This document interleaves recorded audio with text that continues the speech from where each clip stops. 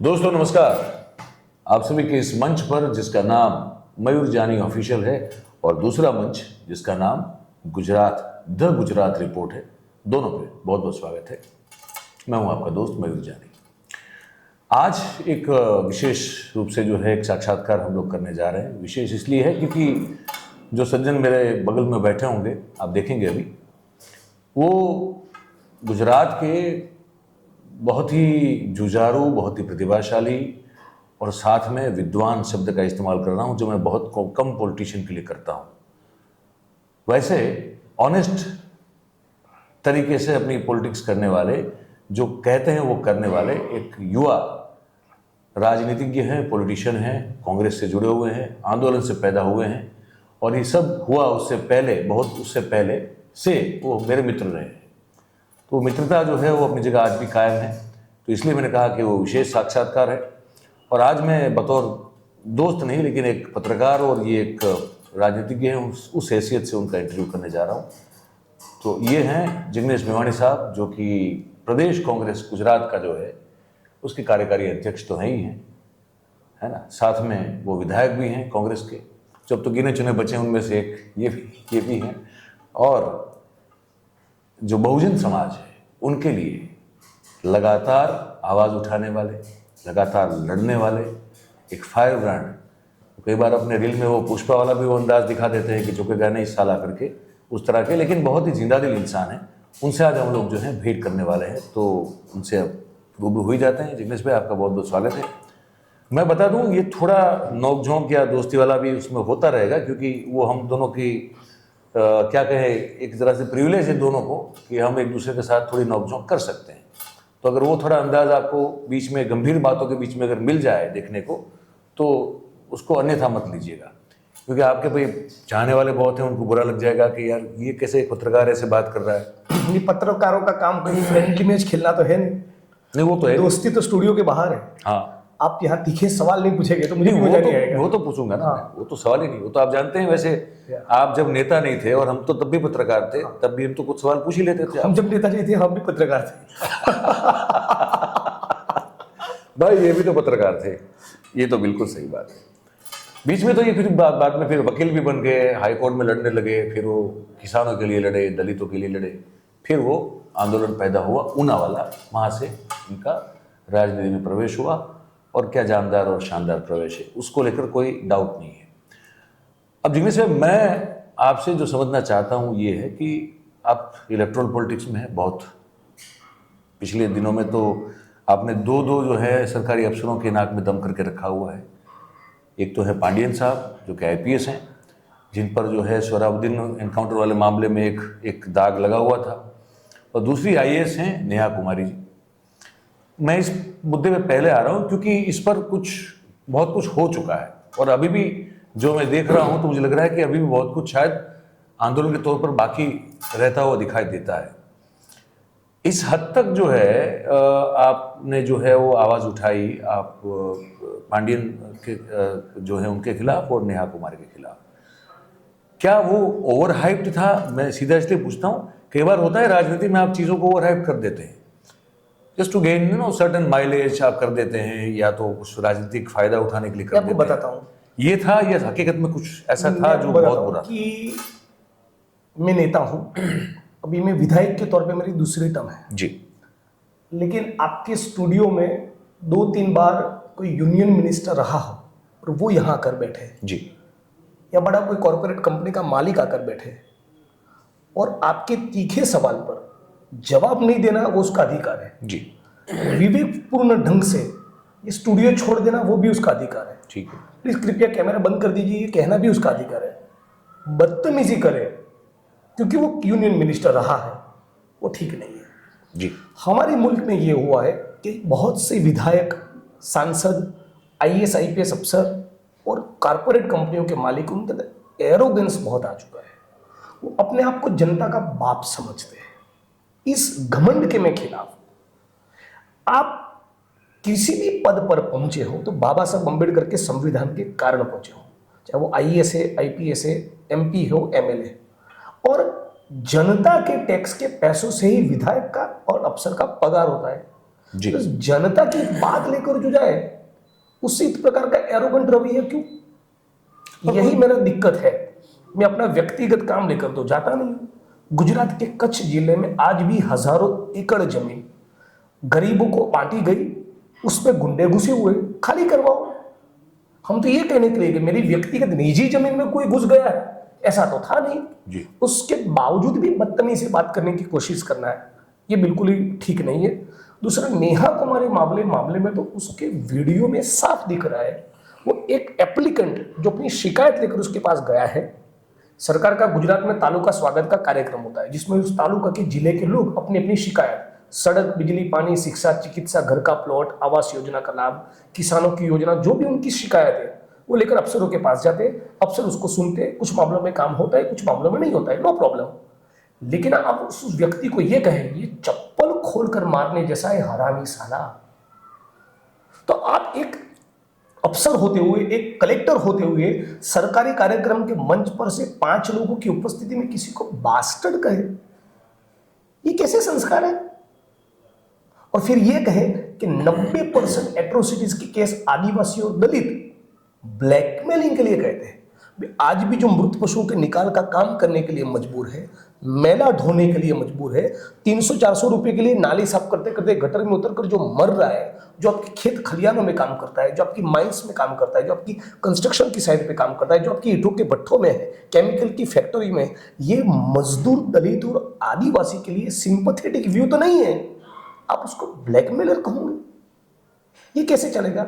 तो इस प्रकार के बर्ताव के मैं खिलाफ हूं। मैं जिस सर्किट हाउस में रुकता हूं तो पहले सर्किट हाउस में जो लिफ्टमैन रहेगा या कोई प्यून रहेगा या सफाई कर्मी रहेगा उसके कंधे पर हाथ रखता हूं, उसको वहां न्यूनतम वेतन दिलवाता हूं।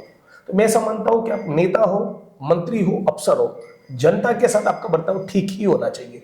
लेकिन यदि किसी कारण आप ओवरबोर्ड थोड़ा चले गए, कुछ एरोगेंटली बात आपके मुंह से निकल भी गई सपोज, तो भाई सॉरी कहने में क्या दिक्कत है? आज तक वो माफी मांगने को तैयार नहीं है। मैं पब्लिक लाइफ में हूं, ऐसा मुमकिन है कभी कोई गलती ना करूं, एक बार नहीं 10 बार गलती हो सकती है, उस गलती के लिए आप गिल्ट फील करो और माफी मांगो। तो माफी भी ना मैं मांगू, ये जो एटीट्यूड है मैं इसके खिलाफ हूं, इसलिए मैं लड़ूंगा।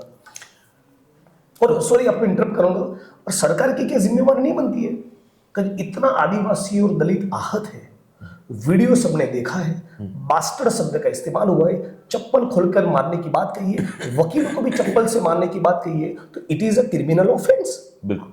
आप मुकदमा दर्ज न करो, आप ट्रांसफर न करो, आप माफी भी न मंगवाओ, मतलब कि गरीब आदमी का अपमान होता रहे और आप कोई कार्रवाई न करो, ये कैसी सरकार है?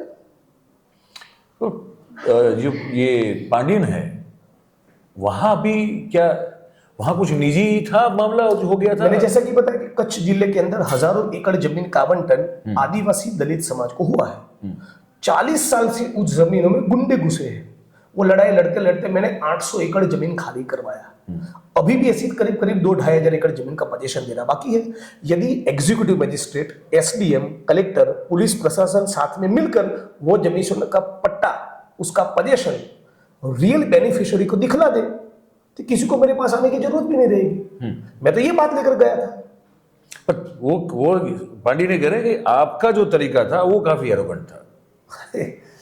अब जनरली ऐसा होता है, चोर कभी ये नहीं कहता कि मैं चोर हूं, राइट? और गुजरात की जनता जानती है उनका रवैया क्या है पुलिस कांस्टेबलों के साथ। बड़े ख्यातनाम है कांस्टेबल, मतलब वो सोयाबीन एनकाउंटर वाले मामले में साबरमती सेल की जलाकों के पीछे जी जिनको 7 साल का जो सौभाग्य प्राप्त हुआ था वो ऐसे नहीं हुआ था। जी, वो तो है। अब तो ये हो गई ये वाली बात कि ये लड़ाई आपकी चलती रहेगी और आप कह रहे हैं कि उसको आप छोड़ेंगे नहीं। इसमें क्या है आगे, क्या सोच रहे हैं? मतलब अब उनका ट्रांसफर तो हो गया, नेहा कुमारी का ट्रांसफर हो गया, पांडियन का ट्रांसफर। नेहा कुमारी ने अब तक माफी नहीं मांगी, उनका तबादला नहीं हुआ, उनको सस्पेंड नहीं किया, तो मैं उनके खिलाफ लड़ूंगा। डिपार्टमेंट इंक्वायरी के लिए लड़ूंगा, उनको सस्पेंड किया जाए, उनके खिलाफ एफआईआर दर्ज होना चाहिए under atrocity act, under SC/ST act, उनके आगे गिरफ्तारी होनी चाहिए। कानून का काम करे, यही मांग है। कोई पर्सनल निजी किसी से दुश्मनी नहीं है। ये बात तो सही है, अगर गलत की है कोई बात तो और ये वीडियो सबने देखा है। ये तो देखा है सब। अच्छा, वीडियो को लेकर भी कोई डाउट नहीं है। अच्छा, ओबीसी समाज की महिला को, ये मोहतरमा जब डेप्यूटी म्युनिसिपल कमिश्नर अहमदाबाद हुआ करती थी तो कांस्टेबल की तरह हाथ में लठ लेकर मारने को दौड़ती थी, और एक गली में जाके मारा, दूसरी गली में जाकर तीसरी गली में। इतना जनता को, एक आईएएस अफसर को जनता को मारने में इतना क्या रुचि है? क्या कानून इसकी इजाजत देता है? नहीं, बिल्कुल नहीं। और मारते वक्त हरामी साली हट यहां से, तब भी बास्टर शब्द का इस्तेमाल करती है। ये बात सही। ये और क्योंकि अब ये तो संवेदनशील मुख्यमंत्री की सरकार है हाँ, तो संवेदना दिखाए। है ना। हमारे मुख्यमंत्री और गृह मंत्री देखिए, रोज जबरदस्त डायलॉग जो है वो उनकी डिलीवरी होती है कि किसी भी चमरबंदी को नहीं छोड़ेंगे। हाँ हाँ हाँ, तो किसी के चमरबंदी को नहीं छोड़ेंगे। यदि आपका ये कमिटमेंट है, तो इतने गौचर की जमीनों पर गैर कानूनी कब्जे कैसे हो गए? जी। जमीन के इतने बड़े बड़े स्कैम्स कैसे हो रहे? मुलसाना साणंद का गांव, वह करीब करीब 15 से 20 हजार करोड़ का स्कैम हुआ है। इरिगेशन डिपार्टमेंट का कचेरी फर्जी, माताजी का प्रसाद फर्जी, टोल नाका फर्जी, सीमेंट फर्जी, पीएसआई फर्जी, सीमेंट फर्जी, डेप्यूटी एसपी फर्जी, जज फर्जी, यूनिवर्सिटी फर्जी, कॉलेज फर्जी। ये कैसे हो रहा है? Ponzi scheme, Ponzi scheme 6000 crore का बिजी स्कैम निकला है।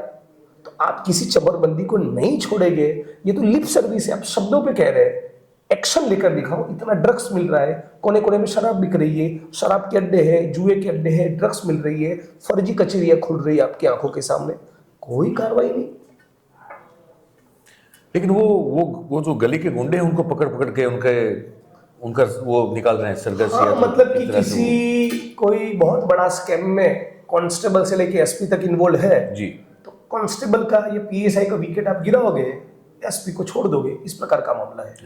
बड़ी मछली को आप पकड़ो ना। राजकोट में जो फायर ट्रेजेडी हुई, सरकारी अफसरों और नेताओं की मिली भगत के कारण कानून और संविधान को ताक में रखे, सारे कानून और गाइडलाइन को वायोलेट करते हुए वहां पर जो गेमिंग जोन की परमिशन दी, जिसके कारण 27 मासूम, जिसमें 12 बच्चे थे, वो पूरे सारे लोग खत्म हो गए।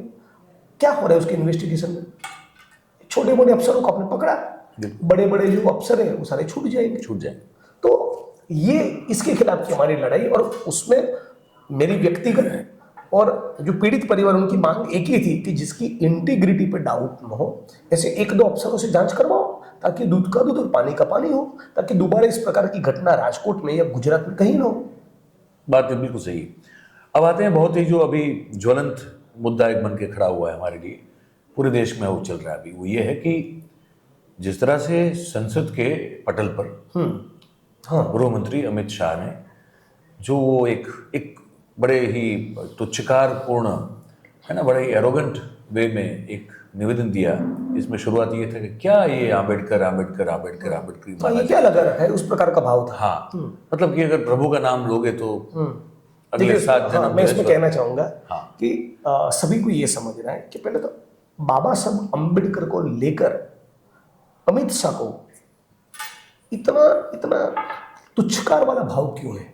क्योंकि आरएसएस की शाखाओं में मनुस्मृति का पाठ पढ़ाया जाता है और बाबा साहब अम्बेडकर के खिलाफ बताया जाता है। कैडर का निर्माण होता है, अम्बेडकर और संविधान के खिलाफ उनकी तालीम होती है। वही तालीम अमित शाह की हुई है। तो जो दिल में था, जो जहन में था, वो जुबा पे आ गया और वो भी पार्लियामेंट के मंच पर आ गया। और वो ये कहते हैं कि क्या अम्बेडकर फैशन बढ़ गया। डॉक्टर अम्बेडकर फैशन नहीं, भारत का ओबीसी, आदिवासी, दलित और जो कमजोर तबके उसका पैशन है। इन्होंने आत्मसम्मान से जीना सिखाया है। आज भी हिंदुस्तान में जो आदिवासी, दलित या कमजोर व्यक्ति नाली साफ करने के लिए या मृत पशु के निकाल के काम के लिए मजबूर है, वो तो बाबा साहब अम्बेडकर को आइकॉन मानते हैं ना अपना। उसी ने गौरवपूर्वक जीवन जीने का अधिकार दिया है, उसी ने आत्मसम्मान क्या होता है वो बताया। तो अम्बेडकर को अपना आइकॉन मानते हैं। आप गॉडसे को मानते हो, सावरकर को मानते हो, तो आप गॉडसे करो। जो अम्बेडकर में मानते हैं वो अम्बेडकर करेंगे। रही बात कि उनका ये कहना है कि अम्बेडकर करने के बजाय भगवान का नाम लेते तो स्वर्ग मिलता। मैं ये कहना चाहता हूँ 7 जन्मों के लिए हमको स्वर्ग नहीं चाहिए। इसी जीवन में, इसी जीवन काल में अपनी आंखों के सामने छुआछूत का खात्मा चाहिए, जाति व्यवस्था खत्म हो, किसी को 450-500 रुपए के लिए नाली में उतरना न पड़े, समानता हो, मानवता हो, जाति व्यवस्था का पूरा स्ट्रक्चर खत्म हो जाएगी। इसी जीवन में ये चाहिए। जीवन के बाद क्या होगा किसको पता है?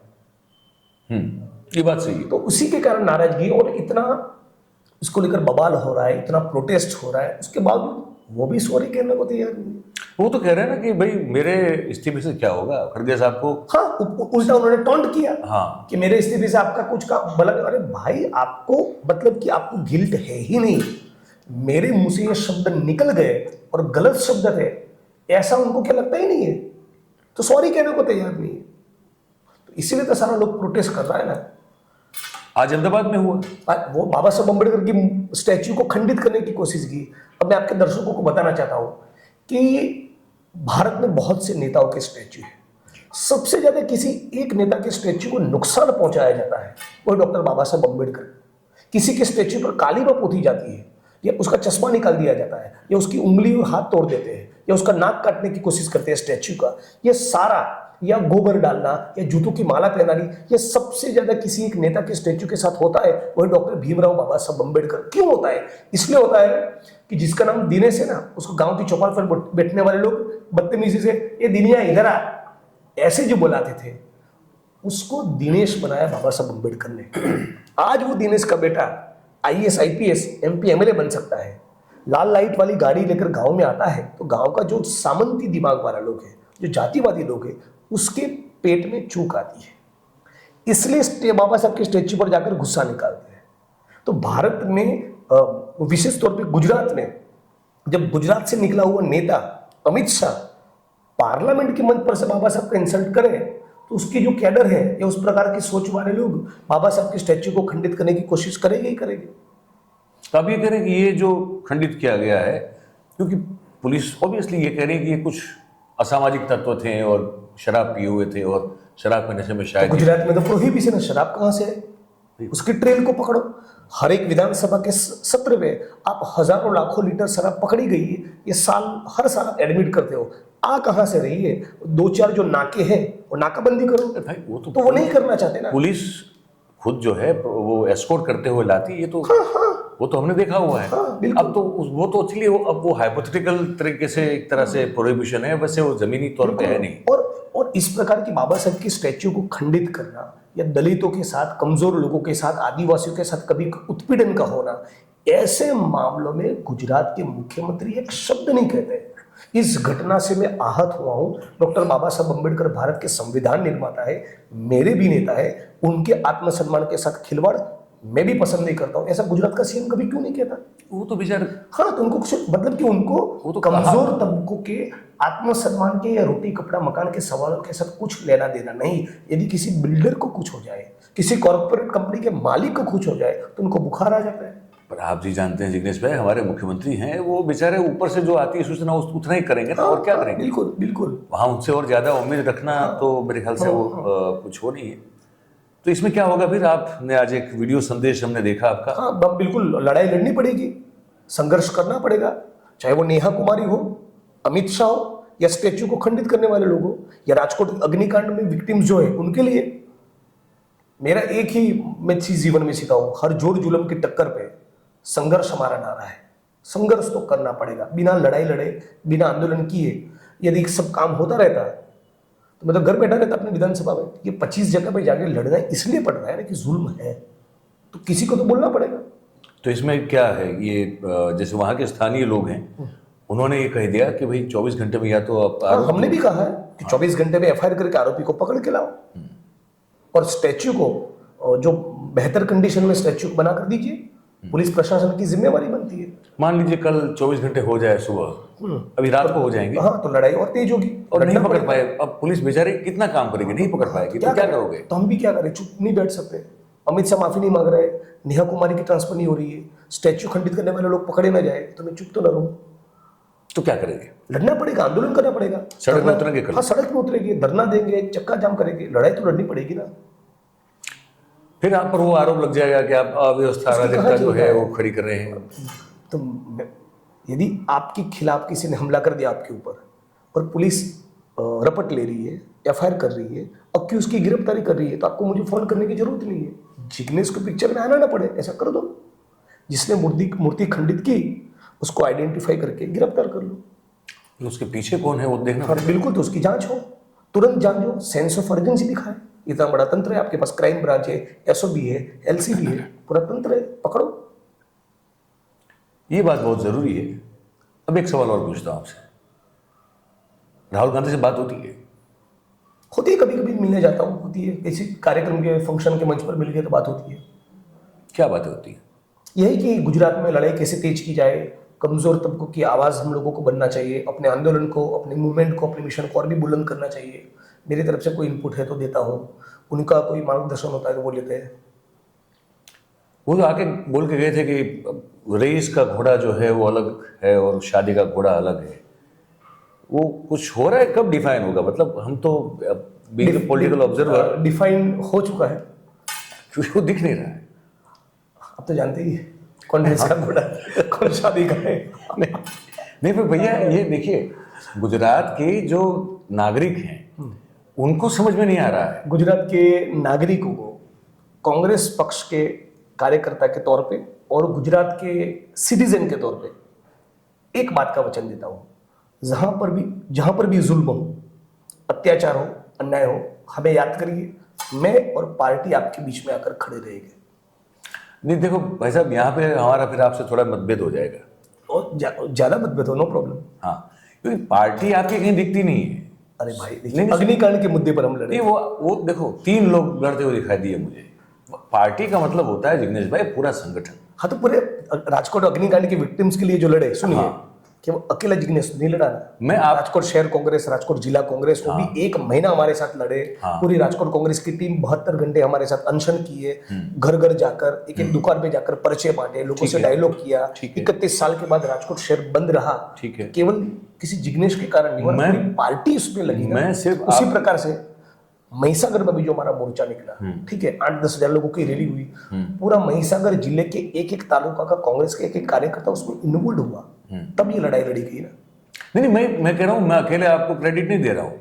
मैं ये कह रहा हूँ कि कांग्रेस का, गुजरात कांग्रेस का, और ये आपको अच्छा लगे बुरा लगे आपकी मर्जी है, या तो आपके जो नेता लोग हैं उनको जैसा लगे, मुझे उससे कोई आपत्ति नहीं और मुझे कोई फर्क नहीं पड़ता। लेकिन मैं जो देख रहा हूँ बताऊंगा, पूछूंगा मैं। कांग्रेस पार्टी विफल हुई है गुजरात में लोगों की आशा अपेक्षाओं को पूरा करने में, ये मैं साफ तौर पे मानता नहीं, कहीं पर यदि ऐसा हुआ है, हूं। कहीं पर क्या, हर बार हुआ है। सुनिए ना, तो हम और भी बेहतर लड़ाई लड़ने के लिए सज्ज है। भाई साहब आप लड़ाई लड़ते लड़ते 77 से 13 हो गए। सुनिए, मैं तो अभी पार्टी में आया हूँ, 2.5-3 साल मुझे हुए हैं। 2.5-3 साल कहाँ हुए? कल ज्यादा हो गए। खाली 3 साल हुए। कैसे 3 साल हुए बताइए? अभी भी पार्टी में भी जुड़ा हूँ 3 साल पहले। अब आप पहली बार जब चुनाव लड़े अब आप इंडिपेंडेंट थे। हाँ, मैं तो कांग्रेस में तभी आया। हाँ, उसके बाद आप जुड़े ना। मैं बताता हूँ, मैं भी 3 साल पहले पार्टी में आया हूँ। इस 3 साल के दौरान हो सके उतना ईमानदारी से लड़ाई लड़ने की कोशिश की, ठीक है। आगे और भी करेंगे, और जितना मजबूती से लड़ेंगे और भी लड़ने वाले लोगों की ताकत बढ़ेगी, टीम बढ़ेगी। नहीं, मुझे जो दिखाई दे रहा है, ये दिख रहा है कि आप जैसे कुछ है, जो जैसे उधर वो अनंत पटेल हैं, वो मजबूत आदमी लड़ता है, वो आदमी है ना, आप लड़ते हैं, दिखता है सड़क पे। वो पाल भाई आंबलिया उधर लड़ते हैं, वो लड़ते हैं, वो दिखता है। लालजी भाई देसाई लड़ते हैं, अमित भाई चावड़ा लड़ते हैं। लालजी देसाई कुछ हद तक लड़ते हैं, बाकी थोड़ा मुझे वहां पे तो ज्यादा उतना नहीं, लेकिन कुछ हद तक वो लड़ लेते हैं।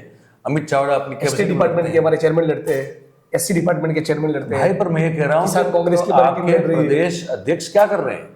सारे लोग लड़ाई लड़ रहे हैं। नहीं, मुद्दे उठाते हैं, लड़ाई लड़ते हैं, सड़क पर उतरते हैं। आपको, आपने जब न्याय यात्रा निकाली, हाँ, हम उसको फॉलो कर रहे थे, हम आ नहीं पाए थे लेकिन हम फॉलो कर रहे थे। अब देख, आपसे बात भी हुई थी। वो न्याय यात्रा जब शुरू हुई बड़ी शानदार तरीके से शुरू हुई। बीच में आते आते वो न्याय यात्रा जो है वो जो मिजाज से निकली थी, उस तेवर से निकली थी, और जो संख्या बल से निकली थी, वही तेवर था। नहीं भाई साहब, कौन सा तेवर कम हुआ? नहीं। हमारा तेवर कभी कम हो सकता है। आपका तेवर नहीं, मैं उस पूरी यात्रा का बात कर रहा हूँ। सुनिए, वो दिख रहा था कि संगठन जब में मेरा तेवर कमजोर नहीं होगा, यात्रा का कैसे होगा? नहीं, आपका अकेले की बात नहीं कर रहा हूँ, इंडिविजुअल नहीं कह रहा हूँ मैं। भाई यात्रा तो अकेले आपने थोड़ी निकाली थी। हाँ, सबकी थी, वो सबकी थी, सबकी है। लेकिन फिर वो समर्थन पार्टी से ही मिलना, धीरे धीरे आप सुरेंद्रनगर आते आते तो काफी मैं कम हो आपको गया। बताता हूँ, राजकोट से लेके अहमदाबाद चांदखेड़ा तक जिन जिन लोगों ने स्वागत किया, सम्मान किया, मिलने आए, ज्ञापन दिए, कार्यक्रम रखवाए, मीटिंग्स करवाई, वो तो सभी पार्टी के लोगों ने करवाई, बिना पार्टी के इन्वॉल्वमेंट के। सुनिए ना, मैं यहाँ पे बिना पार्टी के इन्वॉल्वमेंट की यात्रा सफल कैसे हो सकती है? तो नहीं हुई मेरे ख्याल से। तो क्यों नहीं नहीं हुई, क्योंकि वो इतना इम्पैक्ट आया है यात्रा वो का। स्ट्रेंथ लेके आप जो निकले जनता थे के बीच में गए, वो मैंने देखिए, सालों आपका के ये- बाद देखा। आपका जिग्नेश भाई, आपका ये कहना है, बहुत से लोगों को कैसा कहना है कि आप सड़क पर निकलते, भाई यात्रा कर रहे हैं, अच्छा मोर्चा है। निकल रहे, ये अच्छी रैलियां बात कर है। रहे, धरने दे रहे, लड़ाइयां लड़ रहे, उसके नतीजे मिल रहे, ठीक है। इम्पैक्ट हो रहा है। यही तो विपक्ष का काम है। यदि किसी को लगे उसको और बेहतर तरीके से करना चाहिए तो उस क्रिटिसिज्म को मैं मानता हूं, और बेहतर लड़ेंगे। नहीं, लेकिन सवाल ये है ना, अब देखिए, हम 28 साल से काम कर रहे हैं, लगातार देख रहे हैं। कांग्रेस, एक चीज तो आप भी मानेंगे, ये जो एक बड़ा मिथ है कि नरेंद्र मोदी साहब गुजरात की जनता के हृदय सम्राट के तौर पर हमेशा रहे, ये सच नहीं है। मैं बता दूं क्यों नहीं है। नरेंद्र मोदी साहब जब 2002 में आए, दंगों के बाद चुनकर, कितनी सीटें थी उनकी? 121। हिंदू हृदय सम्राट बनने के बाद, ठीक है। 2007 में वो कम हो गई 115, 117, सॉरी, 117। 2012 में वो और कम होके हो गई 115। ये तो इनकी तो, अगर इसको अगर यही मानदंड रखा जाए कि आदमी 156 की छाती अब दिखा रहा है 2022 में, वो तो लगातार उनकी तो साइज है वो तो कम हो रही थी। लेकिन फिर भी आपकी पार्टी, जिसमें आप अभी नए नए जुड़े हैं, 3-4 साल हो गए, वो पार्टी ने लगातार, मैं ये बिल्कुल समझ-बूझकर जो है, ये इसको आरोप समझे या जो समझे, और वो पार्टी का आपका कल्चर जो है वो गुजरात की जनता को बड़ा परेशान कर रहा है। मैं इसलिए कह रहा हूँ, और आप क्योंकि इस पार्टी के नुमाइंदे हैं, तो हम तो जनता की ओर से बात करेंगे। तो उस पार्टी ने और उसके जो नेतृत्व है प्रदेश का, और जो ऊपर बैठे संभाल रहे थे इस प्रदेश को, इन सब से बहुत जनता इसलिए त्रस्त हुई क्योंकि इस तरफ मोदी साहब जो पैसे गुजरात में कम हो रहे थे सीटें, लेकिन आपके जो लोग थे वो किसी भी कारणवश, या तो दबाव हो, लालच हो, डर हो, पता नहीं क्या जो भी हो सकता है, वो चुन के आ रहे हैं, कांग्रेस के विधायक के तौर पर जा रहे हैं वहां भाजपा में। मैं कहूँ, भाई साहब, ये कब तक चलेगा? जिनको जाना था वो चले गए, अच्छा हुआ। अब जो टिके हैं वो टिके रहेंगे और भी शिद्दत से लड़ाई लड़ेंगे। अब बचे कितने हैं? जितने भी बचे लड़ाई लड़ेंगे, लड़ रहे हैं ना, और पब्लिक खामोश नहीं है ना, पब्लिक हर एक मुद्दा उठा रहे हैं। नागरिक क्यों भरोसा करे आप पर? आपकी तो ये हमारी लड़ाई देखकर, हमारी ईमानदारी से ये जो हम हिस्ट्री- संघर्ष करे वो देखकर भरोसा करें। 20 साल की हिस्ट्री है भाई साहब आपकी, हाँ। आपकी पार्टी की। हाँ, तो चुनाव हारने का मतलब तो ये नहीं कि हम हारने- लड़ाई नहीं लड़ रहे। हारने की हिस्ट्री नहीं है। हाँ। प्रदर्शन तो आपका अच्छा होता गया हमेशा, इसी मुकाबले कांग्रेस का प्रदर्शन अपने आप अभी अच्छा और होता भी गया। बेहतर होगा। लेकिन भाई साहब, आपके वहां से जिस तरह से लोग चुन चुन कर फिर जो है वो वहां पे जुड़ गए हैं, कुछ कॉम्प्रोमाइज लोग वो- चले गए, वो देखिए, दो है ना। कुछ लोगों को डराया गया, धमकाया गया, मुकदमे दर्ज किए गए, टारगेट किया गया, उसके कारण कुछ लोग चले गए। जनता लेकिन का बहुत बड़ा रोह। तबका आज भी टिका है ना हमारे पास, नहीं, उनको ये- लेकर लड़ेंगे हम। और दूसरा आपके वहां प्रॉब्लम क्या दिखता है? मैं तो आपको अच्छा लगे बोला। यह बताइए, मुझे बुरा क्यों लगेगा? नहीं, लोग ये जब जाते हैं, हम लोग बाहर लोगों से मिलते हैं, अब अलग अलग जिलों में जाते हैं, करते हैं, बात करते हैं, एक चीज समझ में आती है कि आज भी कांग्रेस पार्टी के सन्निष्ठ और लॉयल और वफादार जो कार्यकर्ता, जो विचारधारा से प्रेरित है, प्रभावित है, ऐसे लोगों की कमी नहीं है। लेकिन भाई साहब, आपके वहां भी चल तो ही रहा है। आपके बताऊं क्या चल रहा है?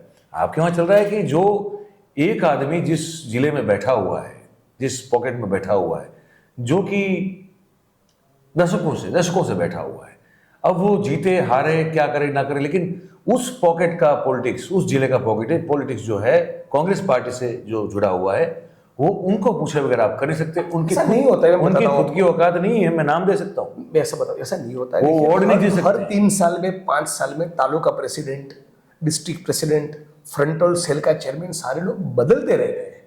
देखिए, मैं 2 टर्म से वडगांव में एमएलए हूँ, स्वाभाविक रूप में मेरा एक क्लाउड होगा वहां पर, ठीक है। तो वो तो एक पॉलिटिक्स में बहुत ऑब्वियस बात है, लेकिन किसी एक नेता की ही उस जिले में चलती है ऐसा नहीं होता है। बहुत सी फ्रंट से, बहुत ही सेल भाई है, साहब, एनएसयूआई, यूथ कांग्रेस, सेवा दल, महिला, को सारी ब्रांच के लोग सब मिलकर काम करते हैं। आपके प्रदेश अच्छा, चूंकि हम विपक्ष में भी है, ठीक है, तो किसी एक नेता का कैसे चलेगा जिले में? आप मेरी बात देखो, इसको ठीक से अब मैं इसका बताइए, ठीक से बताइए। हाँ, आपका प्रदेश नेतृत्व जो है उसमें जो की पोजीशन है, उसमें गिन चुन कर कुछ ही नाम जो है वो आते रहते हैं, और कोई है नहीं। अरे ऐसा नहीं है, बदलते रहते हैं सब लोग। अच्छा, ये बताओ, जिग्नेश मेवाणी या आनंद पटेल या कोई और नाम, 3-4 नाम तो है सामने, आप क्यों प्रदेश अध्यक्ष नहीं बन सकते? मैं वर्किंग प्रेसिडेंट हूँ, पार्टी में 3 साल पहले भी जुड़ा हूँ। प्रदेश अध्यक्ष होना और वर्किंग प्रेसिडेंट होना फर्क है। हाँ तो देखिए, इसमें कोई पीआई है, अब ये तुरंत ही थोड़ी आईजी हो जाएगा। अच्छा, मतलब इसमें क्या होता है? अच्छा, इसमें ये सरकारी सिस्टम लागू है यहाँ से? सरकारी सिस्टम में कहने का मतलब आदमी जो काम कर रहा है, दौड़ रहा है, कहने का लोगों के बिहाफ पे पूछ रहा हूँ, सुनिए मेरी बात। हाँ बताता हूँ, कहने का तात्पर्य ये कि भाई हर एक चीज का एक वक्त होता है। आनंद पटेल क्यों नहीं?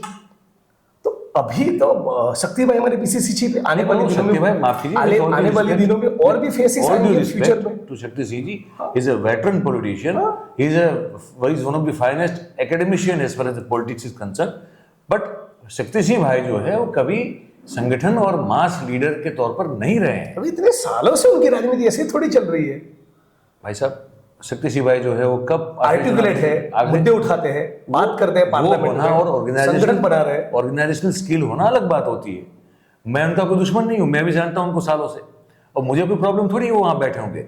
मैं ये जो बातें लोगों को में होती है, हम जब जाते हैं लोगों से मिलते हैं, ये जब सवाल उठाए जाते हैं, हमारे साथ लोग बैठते हैं, चाय की केटली पे बैठते हैं, बात करते हैं, तो ये सब चीजें आती हैं। तब हम आपसे इसलिए पूछ रहे हैं क्योंकि हमको लगता है कि थोड़ा वो दोस्ती का बेनिफिट ले सकते हैं, थोड़ा दबा सकते हैं तो पूछ रहे हैं। तो बताइए, इसका खुल के जवाब दीजिए। नहीं, मैं कहा ना कि पार्टी के अंदर आज जो पीसीसी चीफ है या लीडर ऑफ अपोजिशन, अब उनको रहना भी नहीं था यहाँ पे, जबरदस्ती ऐसा नहीं है, ऐसा तो आप कुछ भी अर्थघटन करोगे। आप कल को बोलेंगे कि मुझको वर्किंग प्रेसिडेंट नहीं बनना था, ऐसा थोड़ी नहीं है, मेरे को विधायक नहीं बनना था, उनको नहीं आना था भाई। देखिए इसमें ऐसा है, उनको अभी भी तेलंगाना में प्रभारी बनना है। सुनो मेरी बात को, मैं आपको बताता हूँ, यहाँ भेज दिया जबरदस्ती। आपको बताता हूँ, सेंट्रल पॉलिटिक्स में इंटरेस्ट है उनको। ऐसा नहीं है। गुजरात की राजनीति, अच्छा, कौन से एजिटेशन को उन्होंने खुद चलकर वहां पे शुरू करवाया और लीड किया, ये बताओ मुझे। अरे देखिए, इसमें ऐसा है कि हम लोग जो एजिटेशंस करते हैं, क्या उसमें उनका इन्वॉल्वमेंट नहीं होता है? क्या है? अरे सब इन्वॉल्वमेंट होता है। बताइए क्या है। अरे इनपुट देने से लेके काडर को इंस्ट्रक्शन देने से लेके जमीन पे आकर, हाँ हमारी यात्राओं में जुड़ते हैं, हर एक कार्यक्रम में आते हैं। कहीं जाके खुद क्या कि ये मामला गलत है, मैं उठाऊंगा इसको और आप मेरे साथ। हाँ बिल्कुल, पार्लियामेंट भी उठाते हैं, सड़क पर भी उठाते हैं, हमारे साथ रहकर उठाते हैं, हमारे माध्यम से उठाते हैं। उससे मैं तो भाई साहब, मैं बतौर जर्नलिस्ट और आम आदमी, तो आपका ओपिनियन है, आपके ओपिनियन की मेरा ओपिनियन है भाई, क्यों नहीं है? We can agree to disagree, that is okay. पर कुल मिला के देखो, मेरा कहना ये है कि आपकी leadership, with all due respect to their skills and abilities and everything, पर आपके पार्टी में सबसे बड़ी प्रॉब्लम ये है जिग्नेश भाई कि यहाँ जो लोग प्रदेश संभाल रहे हैं, चाहे वो फिर आपके शैलेश परमार हो, चाहे आपकी हिम्मत सिंह पटेल हो, ये 3 लोग अभी आपकी पार्टी पूरी गुजरात की चला रहे हैं। ऐसा नहीं होता है, आप समझिए। देख रहे हैं ना, हम समझ रहे हैं। अब मुझे 1 मिनट दीजिए। मुझे आपत्ति नहीं है, नहीं मुझे 1 मिनट दीजिए, चलाने पार्टी, आपको बताता हूँ। लेकिन लोग जो, मेरी एक बात सुन लीजिए, गुजरात के 250 तहसील में पार्टी का स्ट्रक्चर है, पार्टी का संगठन है, 33 जिलों में कमेटियां है, एनएसयूआई, यूथ कांग्रेस, महिला कांग्रेस, सेवा, कितने पद खाली हैं? माइनॉरिटी डिपार्टमेंट, सारे पद करीब 80-90% पद भरे हुए हैं, सारे लोग काम करते हैं। जैसे मैं किसी भी तालुका में गया, वहां पर हमारे जो मोर्चे निकलते हैं, रैलियां होती है, धरने होते हैं, ज्ञापन देने का कार्यक्रम होता है, पार्टी की मीटिंग्स होती है, तो यही काडर आती है। तो कोई एक नेता थोड़ी पार्टी ने चला, पूरा पार्टी का सिस्टम है।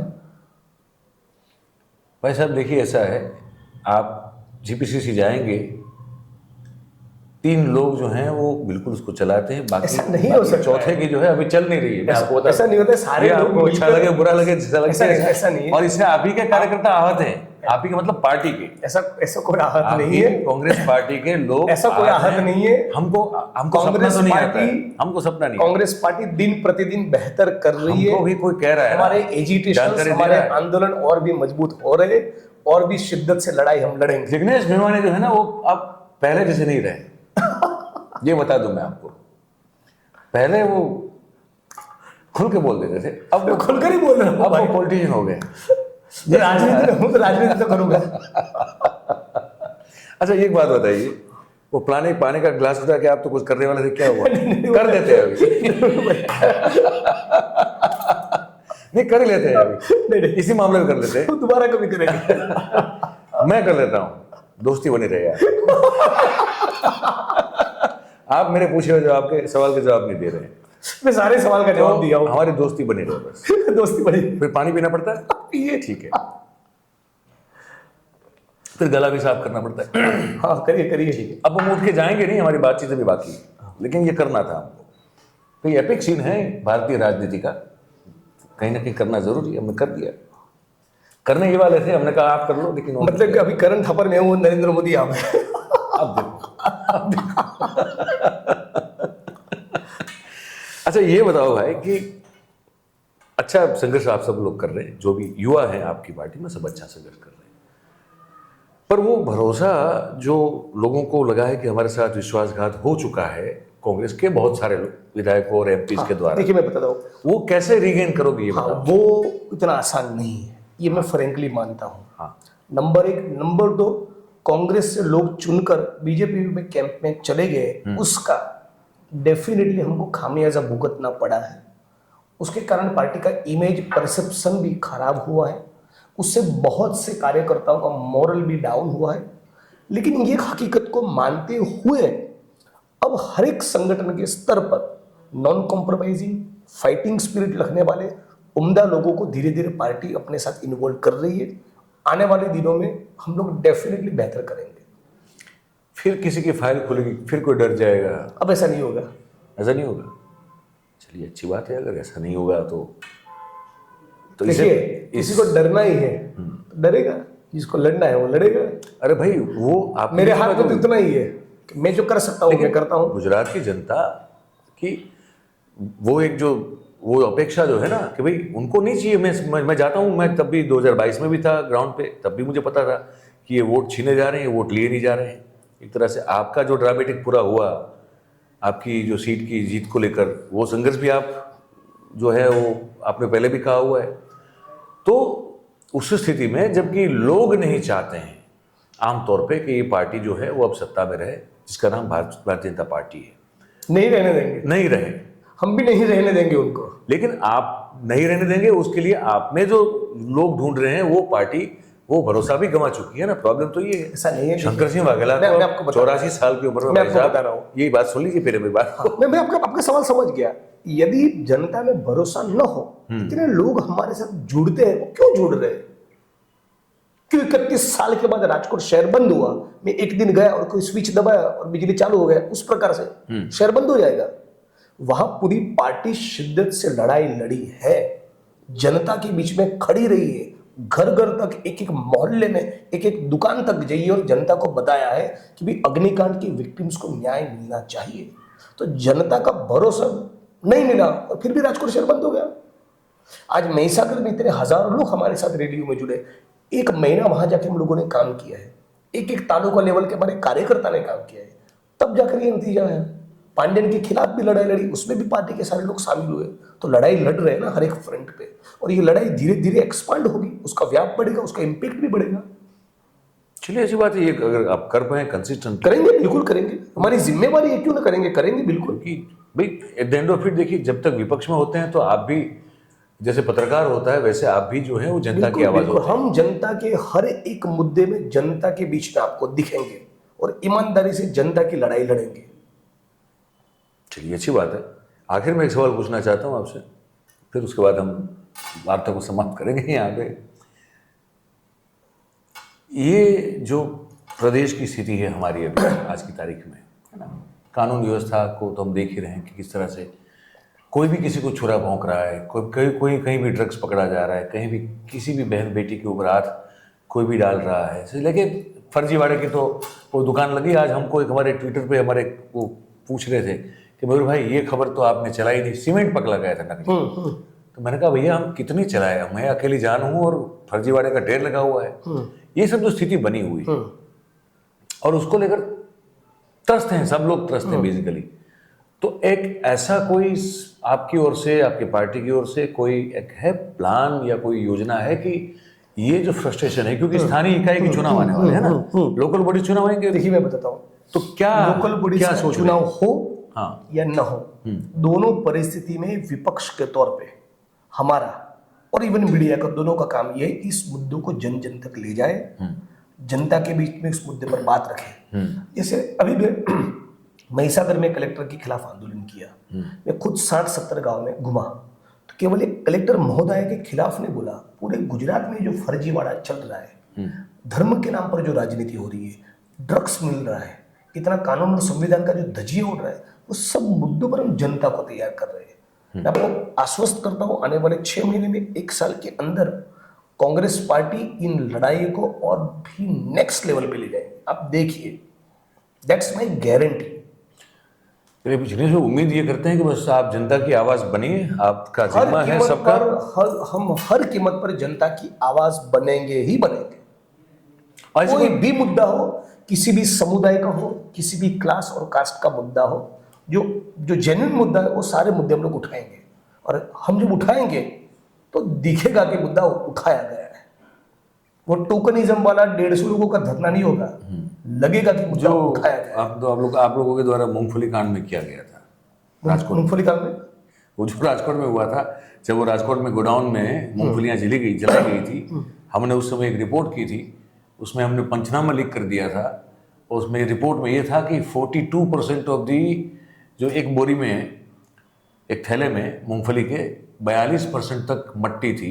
उसके बाद कांग्रेस ने कहा कि हम उठाएंगे इसको। तो आपके उस समय के विपक्ष के नेता जो थे, उन्होंने राजकोट में धरना शुरू किया। 150 लोग बैठे थे, 15 दिन तक बैठे, उठ गए। लेकिन बैठे ना 15 दिन, चुप तो नहीं रहे ना। लड़ाई लड़ते तो कभी हार भी होती है, कभी जीत भी होती है। कभी जीते तो सही, कभी जनता का समर्थन कभी मिलता है, कभी कम मिलता है। लड़ाई न लड़े तो हम पर इल्जाम है। लड़ाई तो लड़ रहे हैं, ईमानदारी से लड़ रहे हैं। ईमानदारी वाला जो पहले वाले मामले में हमको डाउट था, अब अभी अगर लड़ रहे हैं तो अरे भाई साहब, लड़ रहे हैं और भी बेहतर लड़ेंगे। लेकिन I know you better, I know you personally, so मैं इनके बारे में कह सकता हूँ कि ये आदमी ईमानदारी से लड़ता है। बाकी कोई किसी की गारंटी मैं ले नहीं सकता हूँ। तो ये लड़ते रहें, अच्छा करते रहें। प्रजा की, जनता की आवाज़ सिर्फ एक जिग्नेश मेवानी ना हो, जितने भी हो। जैसे आम आदमी पार्टी है ना, उसमें भी जो लोग हैं वो भी विपक्ष के लोग हैं, उनको भी लेनी चाहिए वो जिम्मेदारी और लड़ना चाहिए। जो भी विपक्ष में है उन सबको जनता की आवाज़ बन के लड़ना चाहिए।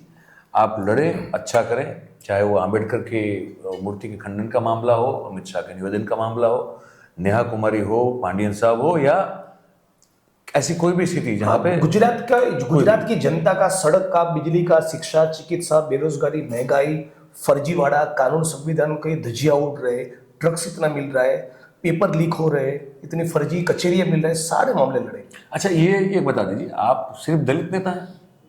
भाई मैं तो पूरी गुजरात की जनता का, मैं तो पूरे हिंदुस्तान के कोने कोने में जाकर संविधान के लिए बोलता हूँ। हमारे स्वतंत्रता आंदोलन की जो विरासत है, उसकी जो वैल्यूज है, उसकी बात करता हूँ।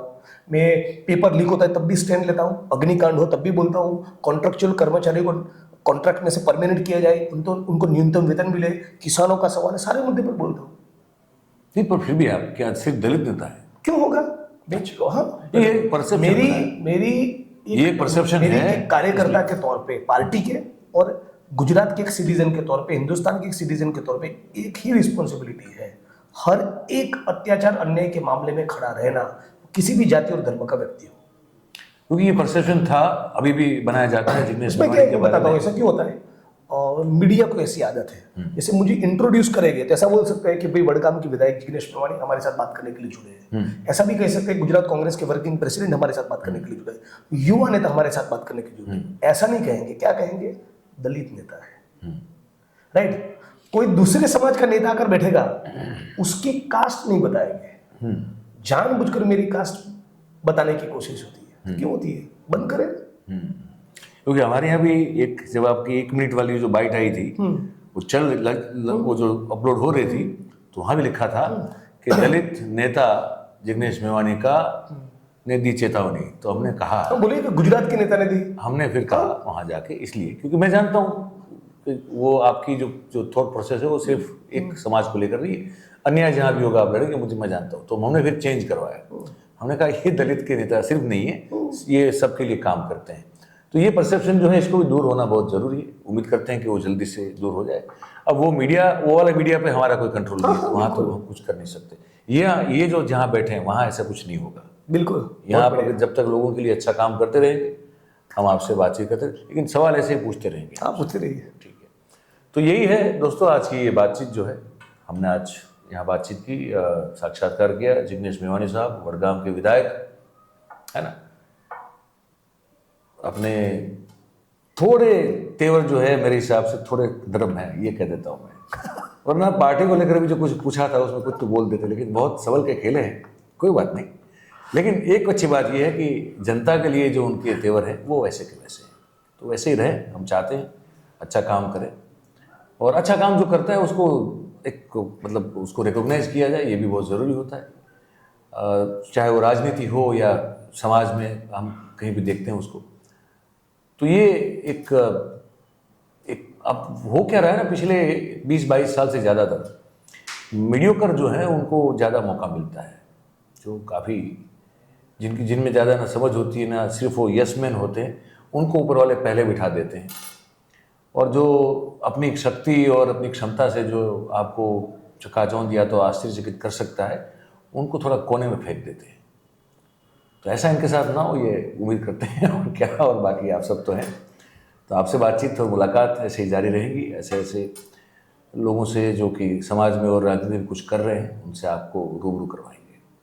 आप सबसे विनती है कि अगर ये बातचीत आपको अच्छी लगी हो तो कैसी लगी, पहले तो ये कैसी लगी कमेंट करके नीचे बताइए। कमेंट बॉक्स नीचे आप देख रहे हैं। अच्छी लगी जानकारी, अगर आपको ये कुछ लाभप्रद है तो इसको आप लाइक करें, इसकी लिंक जो है उसको आप शेयर करें, है ना। और ये परिवार है दोनों का, दोनों चैनल है हमारे, मयूर जानी ऑफिशियल है और द गुजरात रिपोर्ट है।